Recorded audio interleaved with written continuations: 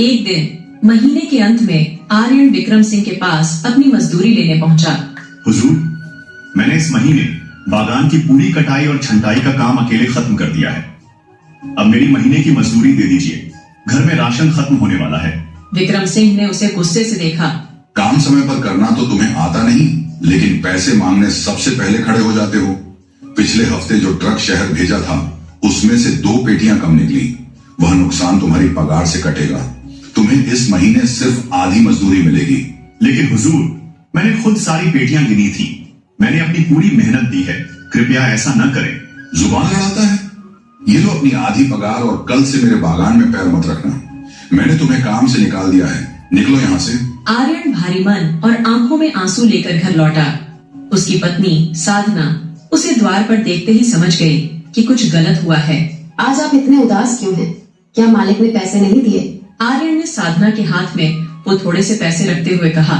साधना, मालिक ने मेरा हक मार लिया और मुझे काम से भी निकाल दिया। अब इस थोड़े से पैसे में पूरा महीना कैसे बीतेगा, न जाने अब आगे क्या होगा। आप घबराइए मत, आपकी मेहनत बेकार नहीं जाएगी।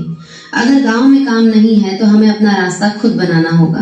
आप बहुत अच्छा खाना बनाते हैं, क्यों ना हम इसी हुनर को अपना सहारा बनाएं। आर्यन सोच में पड़ गया। अंधेरा गहरा रहा था, लेकिन उसके मन में एक नई उम्मीद की किरण जाग रही थी। अगली सुबह जब आर्यन सोकर उठा तो उसके सामने सबसे बड़ी चुनौती थी आज का खाना। विक्रम सिंह से मिले आधे पैसों में से कुछ तो पिछला उधार चुकाने में निकल गए थे।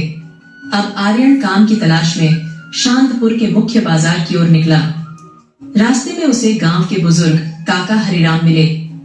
आर्यन को खाली हाथ बाजार की तरफ जाते देख उन्होंने टोक दिया। अरे आर्यन बेटा, आज बागान नहीं गए क्या? विक्रम सिंह के यहाँ तो काम का सीजन चल रहा है। काका, मालिक ने बेबुनियाद इल्जाम लगाकर मुझे काम से निकाल दिया।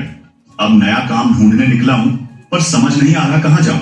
बेटा, शांतपुर छोटा गांव है। यहाँ खेतों के अलावा काम मिलना मुश्किल है।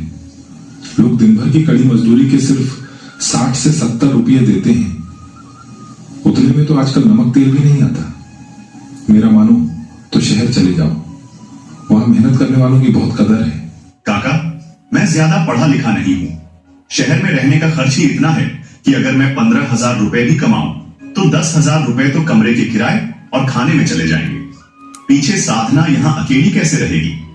मुझे जो करना है इसी मिट्टी में रहकर करना है। तभी बाजार के चौराहे पर उसे एक लड़का पर्चे बांटता हुआ दिखा। आर्यन ने एक पर्चा लिया जिस पर बड़े बड़े अक्षरों में लिखा था,